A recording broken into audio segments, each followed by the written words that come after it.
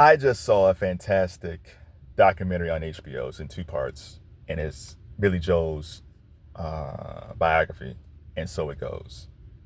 It is fantastic. The first part goes from the time he was born all the way up to the end of his first marriage, right before the Nylon Curtain.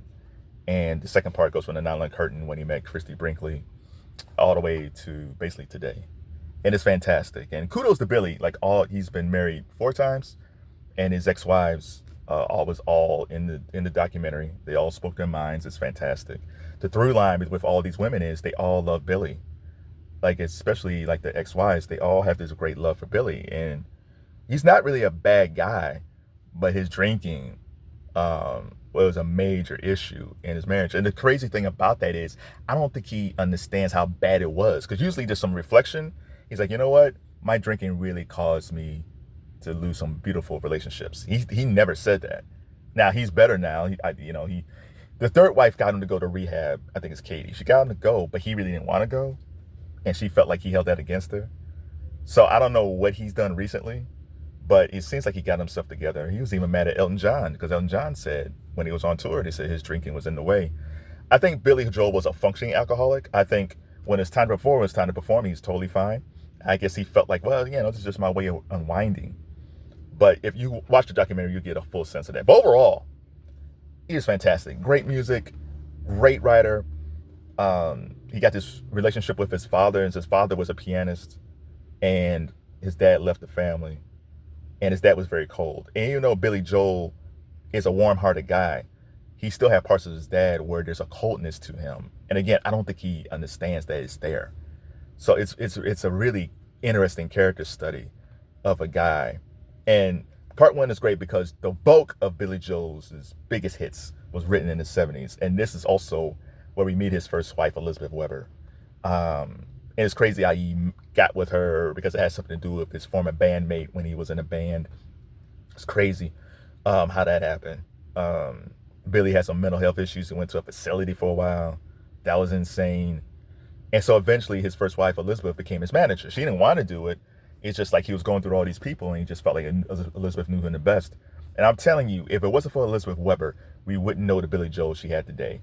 She was the bad cop to his good cop. She kind of kept things in line.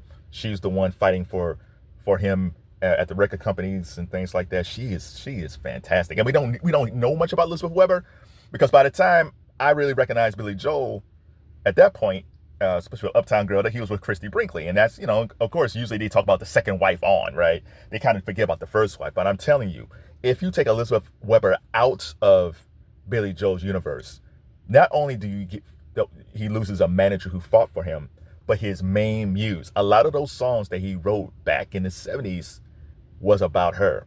Mostly good, some bad, but she was clearly his muse.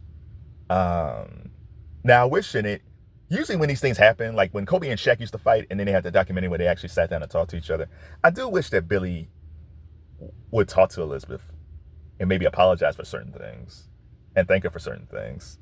And again, he basically said they were both nice to each other. He basically said if it wasn't for her, a lot of stuff probably wouldn't have gotten done. And she said the same thing. It's like, hey, I did a lot of stuff behind the scenes, but he's the one of the talent.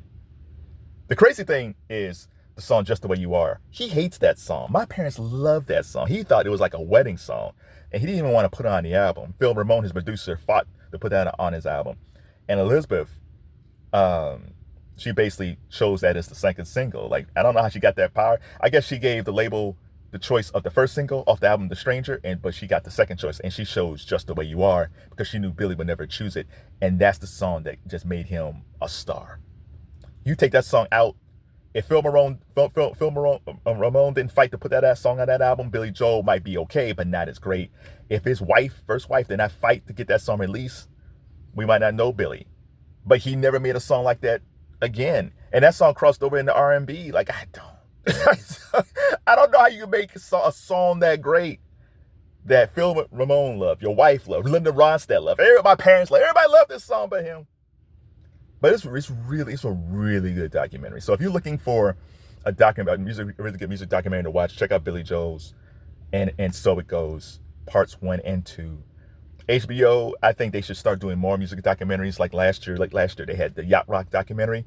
and that was through Bill Simmons' Music Box show. Fantastic, fantastic doc on yacht rock.